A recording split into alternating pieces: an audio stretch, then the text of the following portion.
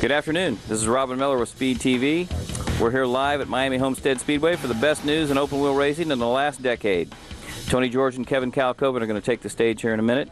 They're going to explain the unification announcement. We've got drivers from both sides, Champ Car and the IRL here, a lot of principals from the manufacturers, a lot of interested car owners, mechanics, people that just want to see this thing get back together. And I think we broke this story a couple weeks ago. We've been on top of it for the last month. And throughout this whole process, I think what you've seen here is the willingness for Tony George and Kevin Kalkoven to make this happen. It's failed several times before. Derek Walker, Barry Green, Bobby Rahal tried to put it together in 1998. A lot of different people have tried to put this thing together. But possibly the fact that Tony George and Kevin Kalkoven became friends a couple years ago at the Race of Champions, they went on vacation, this maybe opened the door to help this thing get together, because what you can tell is there seems to be a genuine trust between the two of them, which didn't exist with everybody else that tried to put this thing together in the last 12 years. But after a 12-year war, when a lot of things didn't happen and a lot of people made promises that weren't kept, yeah, this isn't the most ideal situation, because the Champ Car teams are going to have to jump in and take cars they don't know about. But right now, we're going to go over here behind us, and Tony George and Kevin Kalkoven are going to have a ceremonial handshake, and this whole thing is going to get started. Good afternoon and welcome, everyone. I appreciate the attendance of the drivers and everybody else's attendance here today. The efforts made by everyone to join us, and we'll be joining live on television right now, as well as the International Media Teleconference. For many in this room, the confirmation of unification announced last Friday will stick with us for a lifetime. 10 or 20 or even more years from now, many of us will be able to tell people where we were and exactly what we were doing when the news broke. The excitement of that news continues today, and I hope we can answer some of your questions. At this point, please welcome Indy Racing League founder and Chief Executive Officer Tony George and Champ Car co-owner Kevin Kalkoven.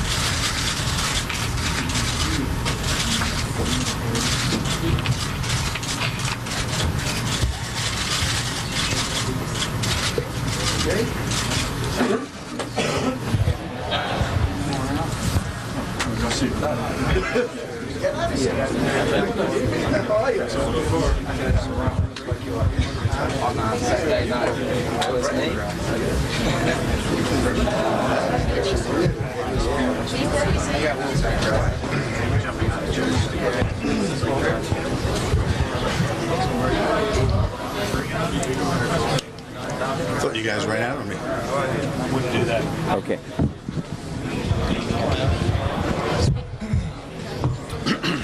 Okay, before we get started with the actual press conference, just a few people I'd like to introduce. To my far right, Eric Berkman, the president of Honda Performance Development. Next, Eric, Al Spire, the executive director of Bridgestone Firestone Motorsports. To my left here, Terry Angstead, the president of the commercial division for the Indy Racing League. And next to Terry, Brian Barnhart, president of racing operations for the Indy Racing League. We'll begin with Tony George with some opening comments. Tony? Good afternoon, everyone, and thank you for being here. This is a very exciting day to be here with Kevin, representing his partners in Champ Car, to publicly address all of you and confirm that, in fact, we are going to unify the sport of open wheel racing in North America for the 2008 season. And this is all about looking forward. And at the risk of taking a glance back, it was just last fall, on the anniversary of my grandfather's death, that I was thinking to myself that it really been 30 years since the sport of open wheel racing had been truly unified. There were periods of years over the last 30 years where we worked more closely together and better together. but by and large, there were periods of years where we weren't so good at that. And about the time last month when the calendar turned over to 2008, I was wondering to myself, you know, is it likely or possible this could ever happen? And lo and behold, I got a call that just, you know, made me feel really warm. I felt like this was perhaps going to be the best year of my 48, to have a chance to do something that's very important to me and very close to me, and that is to help bring about the unification of open wheel racing. But it wouldn't have been possible without Kevin and Jerry in particular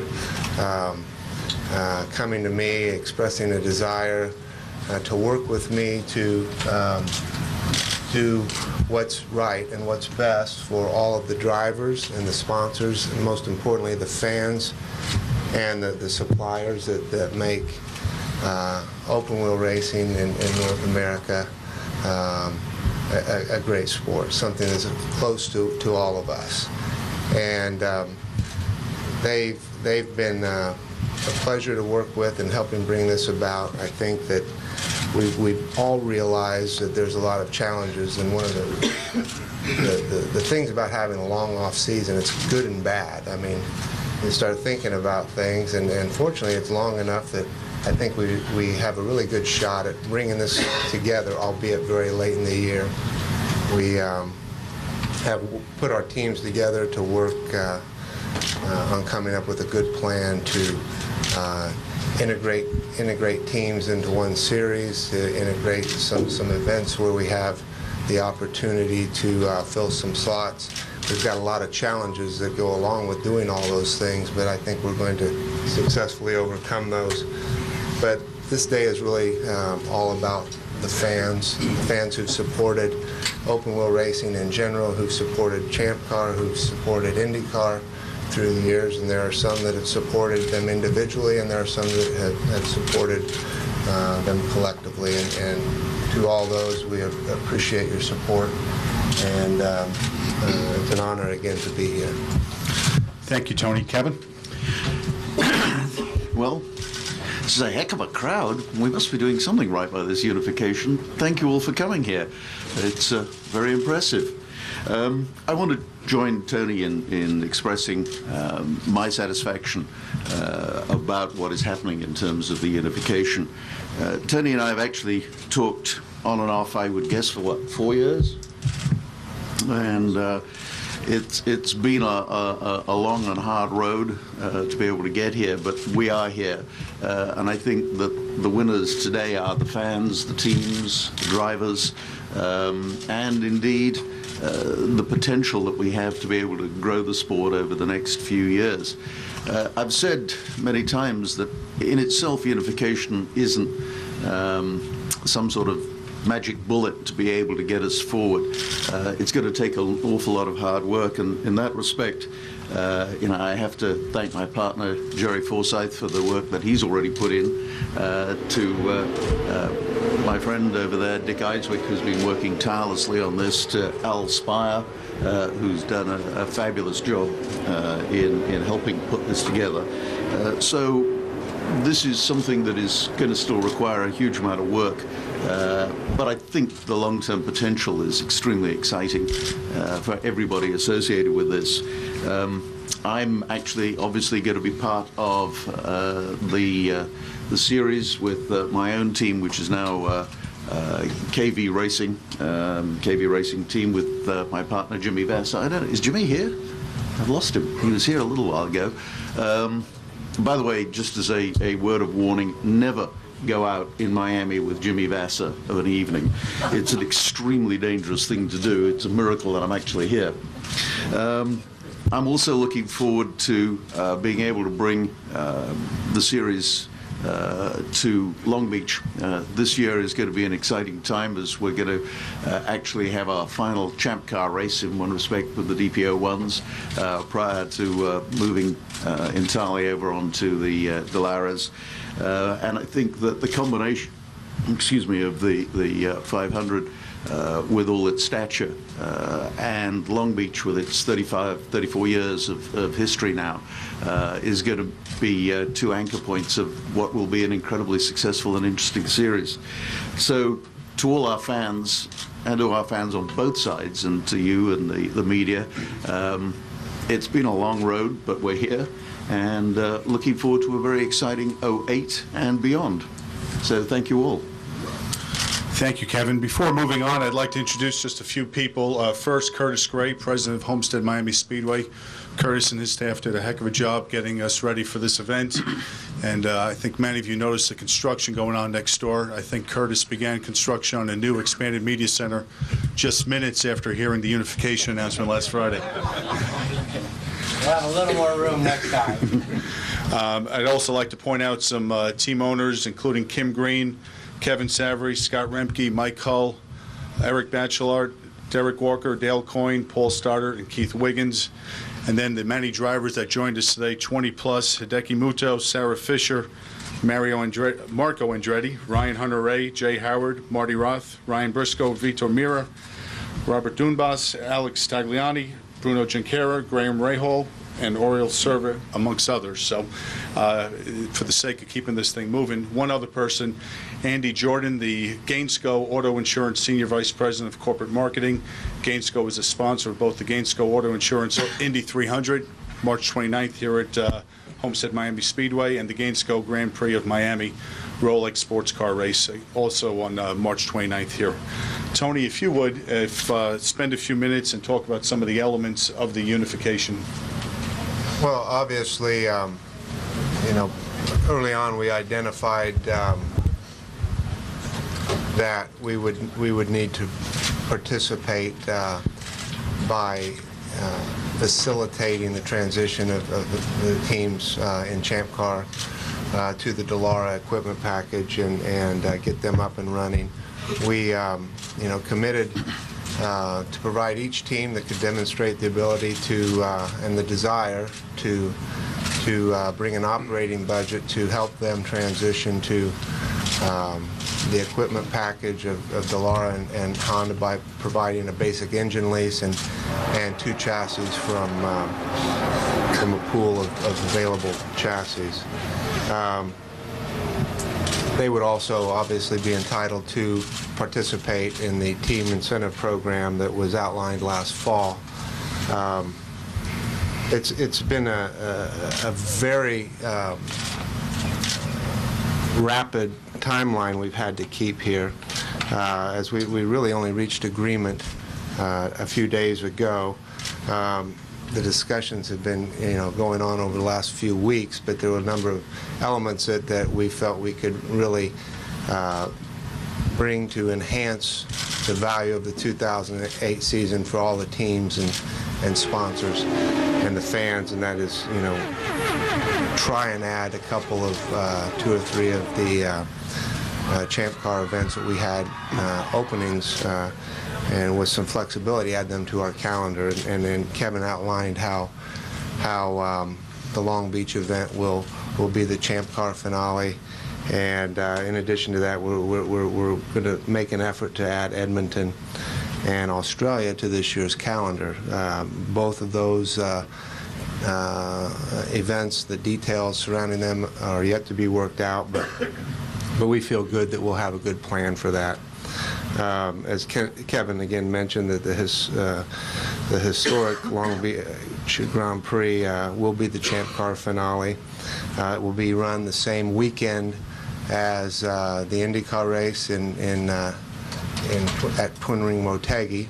That obviously presents enormous challenges, but I think through the efforts of some very capable people and the scenario that allows Champ Car to showcase for one final time the DPO ones and the drivers and teams that are familiar with that equipment to go out and put on a great show and really make Long Beach a great event, and so not to disadvantage anyone.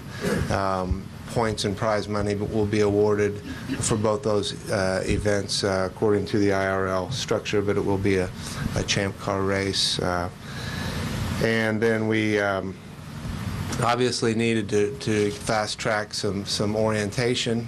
So this past weekend, or this past Monday, just a couple of days ago, Brian and Terry and the staff at the Indy Racing League welcomed all the Champ Car teams, which I believe there was 100% attendance for.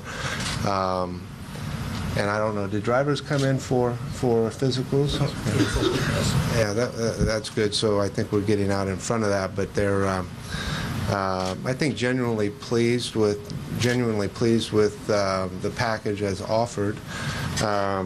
Certainly creates a lot of logistical challenges, and we've gotten a great deal of support from all the IRL teams currently to help try and bring this about. We're all really excited about this opportunity. It's such a tremendous opportunity for all of us who've been a part of open wheel racing, and I know there's been some suggestion that there's some reluctance or reticence about the amalgamation of these two series, but I guarantee you that our race team, the Ray Hall Letterman race team, that the Target Chip Ganassi race team, everybody is excited about working with the Champ Car teams that are coming over to help them transition, and our job is to make everyone feel warm and welcome, and as though we've never run a season apart.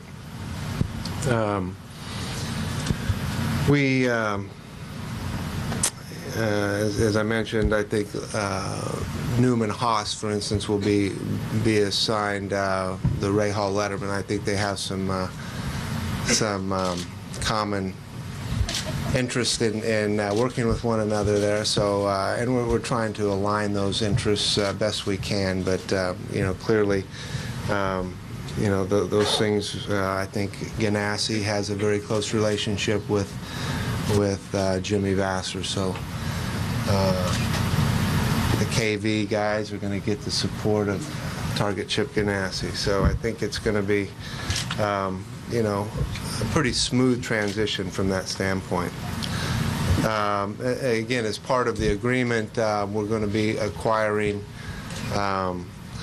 some of the non-tangible and tangible assets of Champ Car. So among other things, we'll be able to consolidate the intellectual property and the historical records of Champ Car truly all into one. And then in addition, we're going to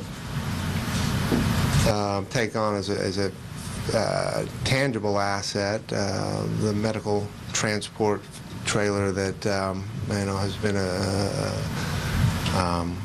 very important part of Champ Car's history, and they're the ones who really developed that concept, and we're excited to be able to provide those further facilities to the IndyCar series going forward. So that's about it, I guess. Thanks, Tony. Kevin, maybe if you would spend a couple of minutes talking about what you want to say, or talk to the Champ Car fans about this unification process. Well, as I said, I think the real winners today are, in fact, the fans. I know that over the past few years there's been elements of disagreement, let's say, between the two fan bases, but by uniting the sport, I sincerely hope that everyone recognizes, and by that I also mean, of course, the Champ Car fans, that this is something that was a very conscious decision that we took to try and develop North American open-wheel motorsport and take it into sort of 08, 09 and beyond in a very positive way.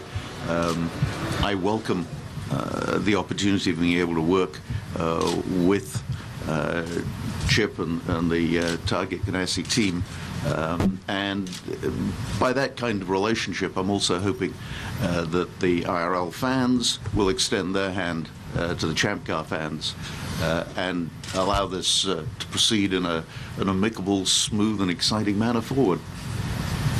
Thanks, Kevin. There was a lot of people I missed on the introductions, and I do apologize for that, but two people in particular, Robert Clark from Honda Performance Development and Michael Andretti from Andretti Green Racing.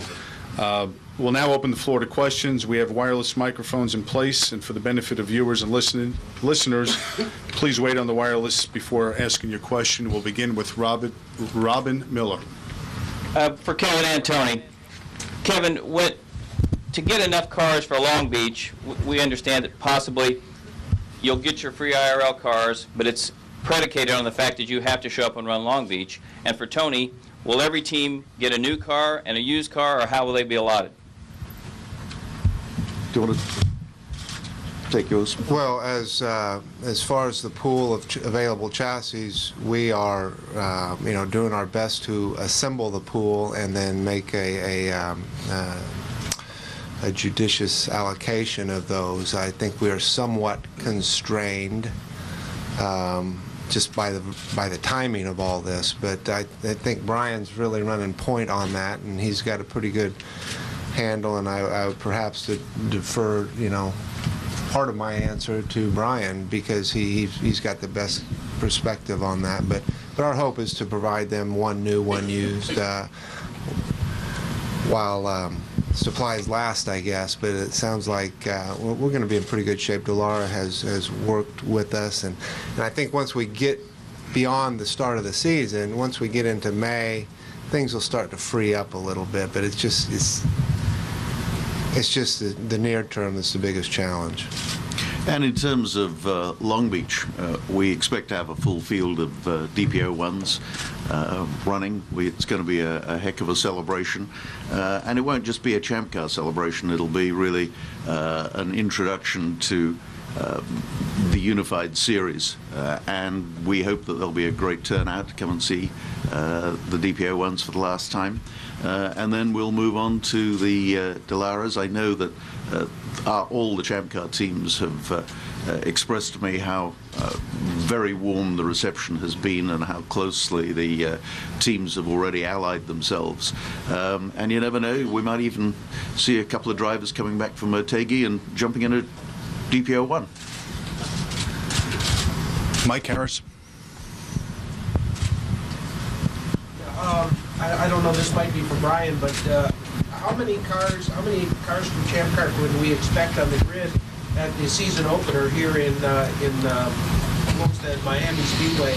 And because it says in this release that some of the teams may not actually get into the IRL fields until Indy.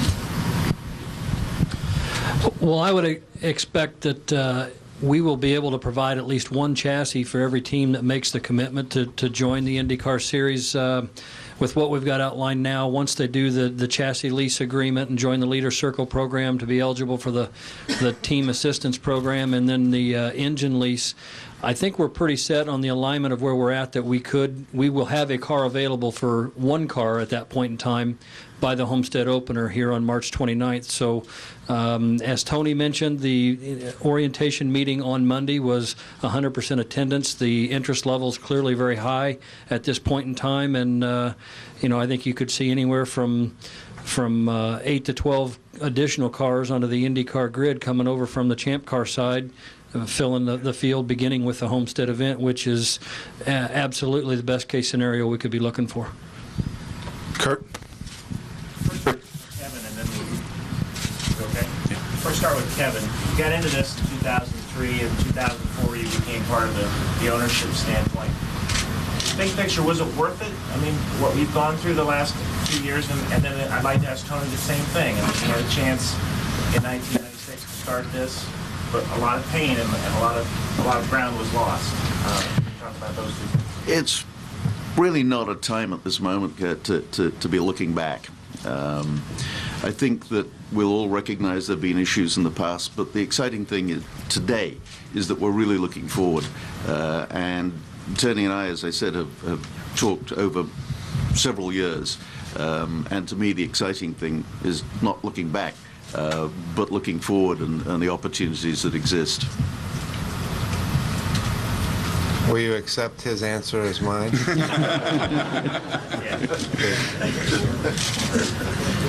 Bruce Martin. When you look ahead to the 2009 season, obviously the schedule will probably be done with a clean sheet of paper then, if both of you could just talk about you know, what we can expect to see, exciting possibilities of the 2009 schedule and beyond. Well, clearly it'll be a cleaner sheet of paper. I think, again, February it's a bit tough to, and we tried, you know, our best to try and think through all the different scenarios, to try and optimize this year as best we could. It's just very difficult. But next year, I think, you know, I think it starts to present the opportunity to really look at some of the other events. And what's going to be key is to not disenfranchise anybody, so that you know, all the best opportunities remain out there for us. And you know, a lot of people don't really relish the thought of running a 20-race season. I do. I mean, I'm one of those guys. Our off season is way too long, and you know, too much time on your hands is not a good thing. So we need to all stay busy. We need to build the value of the sport, and you know, the more exposure we can get for it, the better we're all going to be. And so I think you know, 2009, 10, 11 got a lot of great building blocks to go on top of what's already a pretty solid foundation. So I'm looking forward to it. Tony Fabrizio? Shoot, Mike. We're without Mike right now, so. For Tony, following up on Bruce's question, beyond 2008, what do you see what do you see the series looking like in terms of number of races, mix of ovals versus street courses, international races, and engine configuration in terms of the possibility of turbochargers coming back? Well, I think you know, there's all kinds of opportunities out there. I think our basic platform is sound. You know, I think the mix of races, you know, we've been starting to migrate to, you know, a few more road races. Those are, you know, I think we've pretty much exhausted the opportunity to run at available ovals. I don't know if any of them potentially might present themselves as opportunities again in the future, but I see a 20 race schedule potentially, and you know, approximately half of those being ovals, and you know, that will probably change a little bit over time, but I think it's obvious, it's important to me to continue to have ovals and a variety of ovals on the schedule, and I think a lot of these guys who haven't ever run an oval or haven't run an oval in a while will find some of the ovals we do run to be quite fun, especially with our package. Being racers, I think have a good experience. But international, I think international opportunities are out there. We have to look at what they might be, but again, I think we need to look at building a schedule that makes sense from every perspective. What's good for the teams, what's good for their sponsors, and really what's good for, you know, getting our message out on a global basis. What about engine configuration? You know, that's kind of open. I think you know, our platform really has been recently affirmed is speed, diversity, or speed, technology, innovation, diversity, and you know, being responsible socially, and I think that we're going to be looking at all of the available technologies that are coming to us from a number of manufacturers. Turbochargers may or may not be a part of that. A different source of fuel besides ethanol may be a part of that. I don't know. Right now, we've you know, we've kind of settled on we need to stabilize open wheel racing now over the course of the next couple of years, while we start giving a lot of thought to those questions and issues, and you know, those plans will be developed and rolled out over the course of the next, you know, 12 to 24 months, I would imagine. Mark? So for Tony, two parts. First of all, do you have a deadline for when you need to finalize the schedule for this year? And secondly, what is your baseline success for this year? What's the base? I'm sorry, the baseline. your baseline for success and then what the deadline is to nail down the schedule for this year? Well, I don't know that we've talked about a deadline. We're working on that, you know, after we leave this room. And I think we need to sort it out fairly quickly. It just depends on how easy we're able to deal with all the issues. Probably dictate. I haven't set a deadline for it. Or I don't know if anyone else has, but everybody needs to know for planning purposes as soon as possible. And I would just hope that we can, you know, get through this 2008 season, you know, and make this really a story about the fans. And I think that's kind of what my goal is to, you know, bring everybody together. And if you have happy fans, you're going to have a lot of happy teams and sponsors and whatnot. So trying to be sensitive to the fans and make sure that this is done right is going to be an important in our success.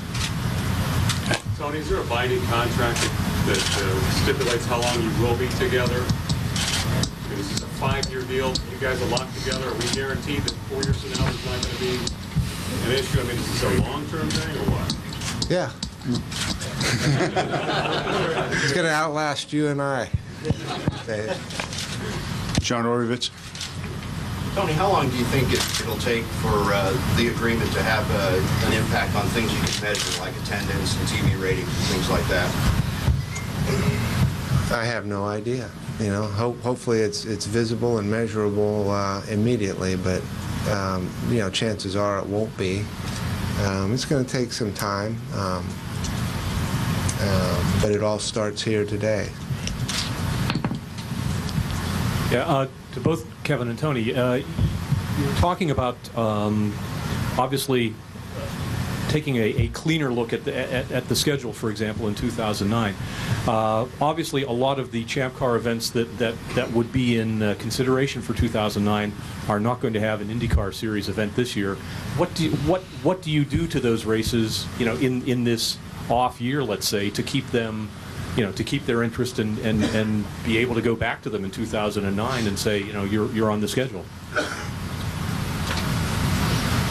I don't have the answer to that. I try to offer some suggestions once in a while, and sometimes they're not received very well. But, you know, I think we need to try and figure out a way to do that. I mentioned not disenfranchising anybody, but plain simple fact of the matter is we have you know, we have a lot of binding commitments right now that we have to honor, and it doesn't afford us much opportunity given the constraints that we have to go out and do anything much different. I always say, you know, I mean, we can't solve all the problems. We can't solve everybody's problems. We can try and we can offer solutions, and in the end, you know, all we can do sometimes is offer. But I don't know. I think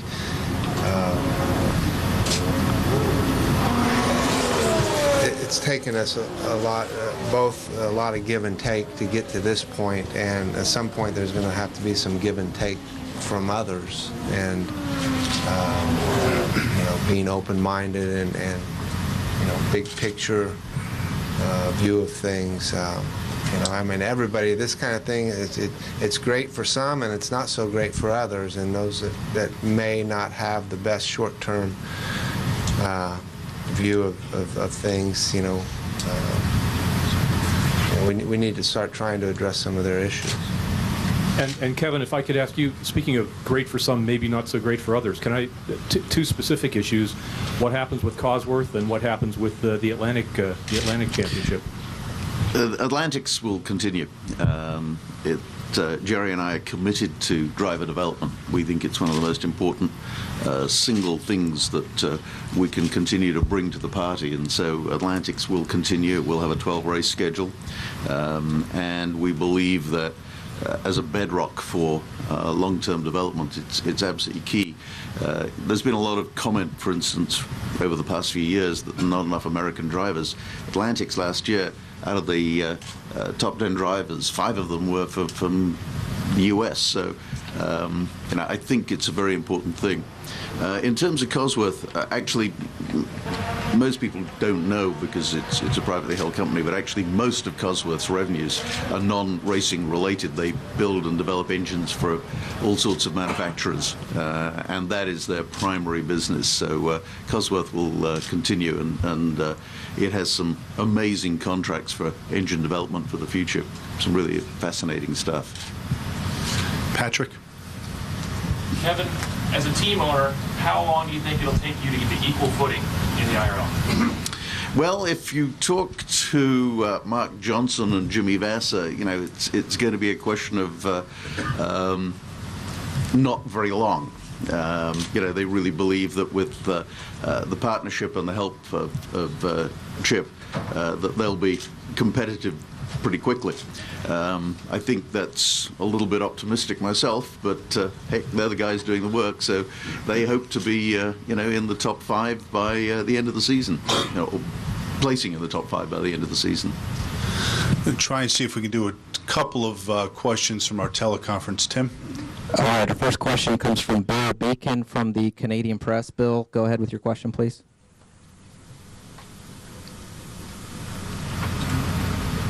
I don't think we're working too well there, are we? Marty? 2 questions. One, Kevin, you mentioned you're going to be a team owner, but do you have any role with the series beyond the team owner? Tony, to follow up on what Dave Labrador was saying, I know you've got everything solved for the long term in your mind with history, but as we've seen over the years, the splits that happen from within. And they say if you fail to, study history, you're doomed to repeat it. Your question would be, what steps will you take to make sure that there is no future splinter? I'm not sure I heard the question in its entirety, but I think the key, I think looking back, one of the main factors was maybe an absence of or at least the perceived absence of leadership. I think, as far as the leadership of the sport is concerned, I think we need to make sure that there's good leadership in there making good decisions that are in everybody's best interest, not in any one group's best interest, but collectively trying to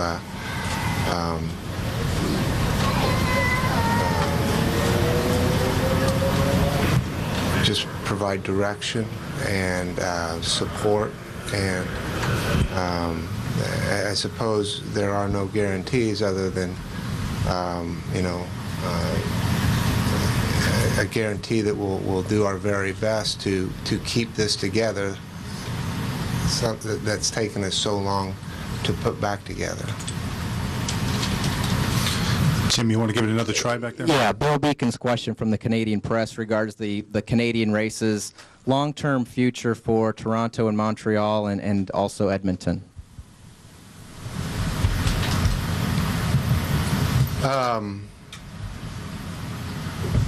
Well, Toronto, I think, is an event that was discussed. It had a date conflict this year, obviously. I think it falls into the category of one of those events that, you don't want to disenfranchise someone with that much history, a venue that has that much history. But,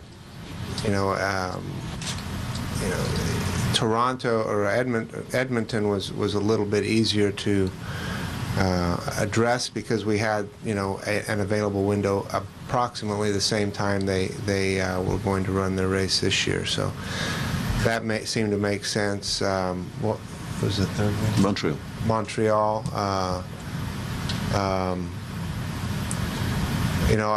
don't know. I'm not privy to the commitment there, whether or not that is something that people have stronger feelings about. So Mike, do you have another question? Yeah. Tony, the announcement says that you guys are buying the safety hauler, the trailer.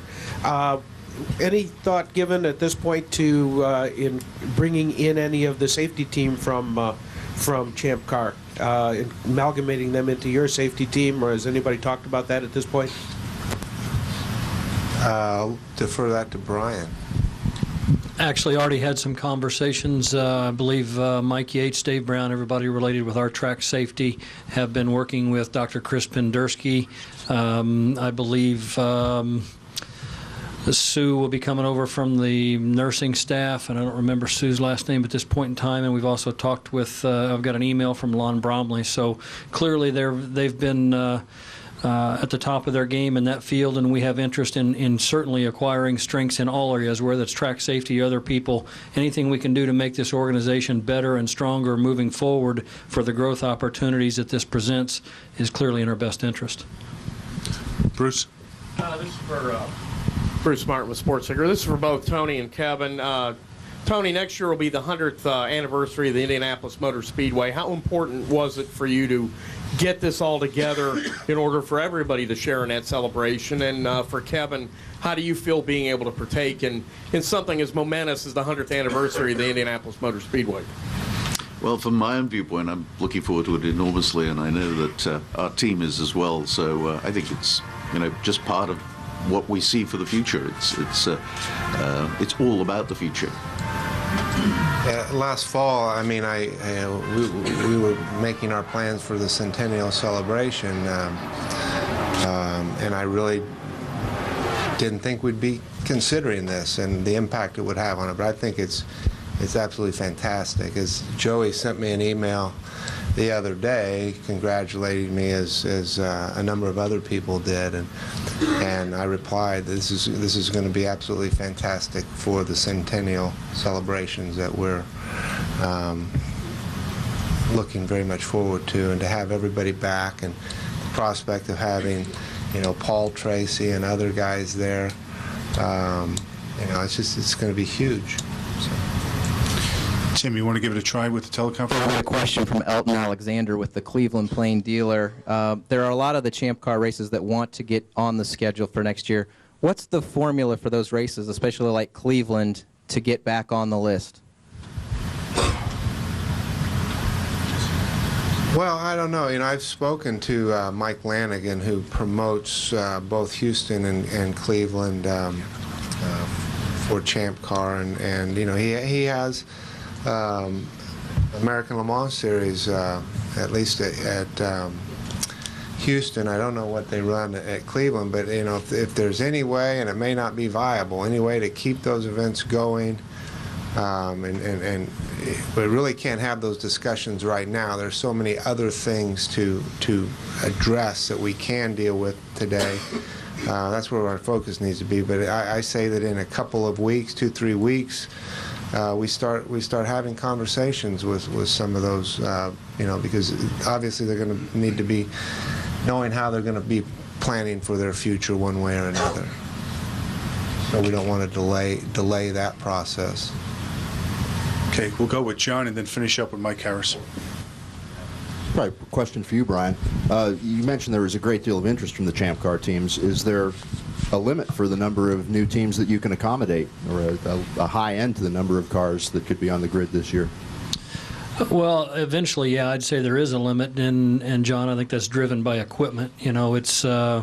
It's driven by equipment availability and the timing of what we're looking at. Obviously, our partners at Dallara, X-Track, Honda, Firestone, and all of the existing teams have stepped up. I just go back to what Tony said, and I remember the phone calls that I've made with Kevin Savory and Mike Hall at Ganassi and with Roger Penske when we talked about this. I could not be more proud of our team's responses.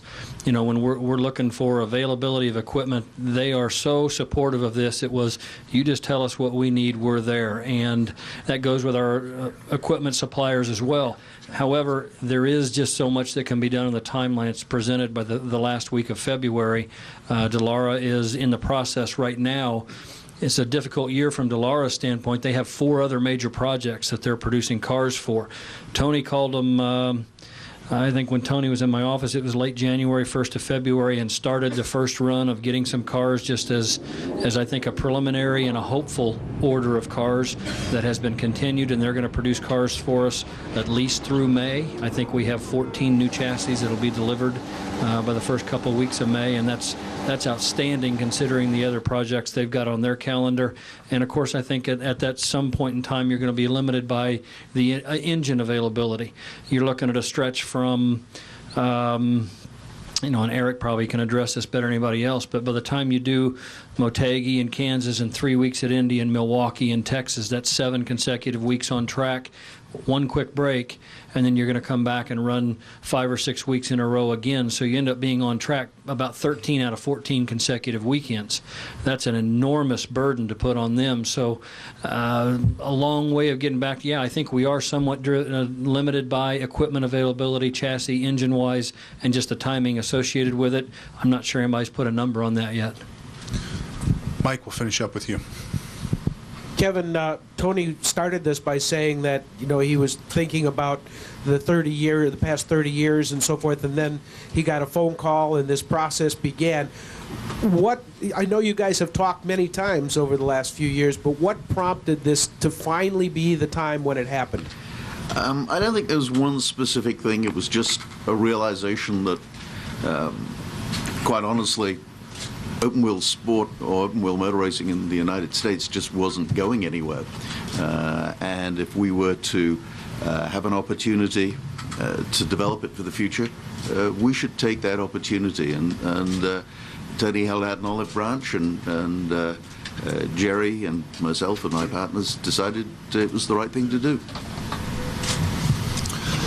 Okay, everyone, we appreciate your time. Just a few housekeeping things before we wrap this up. One-on-ones we're going to hold outside of the building. We have a number of press conferences following up this briefing. 1:30 Panther Racing, 2 o'clock Elio and Danica will meet with the media. 2:30 Sarah Fisher Racing has a press announcement, and then of course later today we're on track beginning at 4 p.m. Also, credential deadlines for this race will be upcoming March 1st. There are credential applications outside in the lobby. And I think Terry will be able to join us outside for one-on-ones. I think Brian may have to get ready for his driver's meeting. And obviously Eric and Al are more than welcome to join outside as well. So, again, we appreciate your time, and we look forward to working with everyone throughout the season. Thank you. Okay, you got it in a nutshell there. We didn't learn a lot because they didn't talk about the schedule other than Long Beach and Motegi are going to be the same weekend. They can't get around that. The promoters from Australia are going to come meet Tony George in a week or two to try and figure out if they're going to have a race or not. They don't want to be a non-points race. They want to be part of the schedule. But the IRL wants to end the season in Chicago. They have a contract there. They don't want to end the season halfway around the world at 3 o'clock in the morning in November, and you can't blame them for that. They didn't really address too much the Atlantics, but the Atlantic Series will go on this year. There'll be 12 races.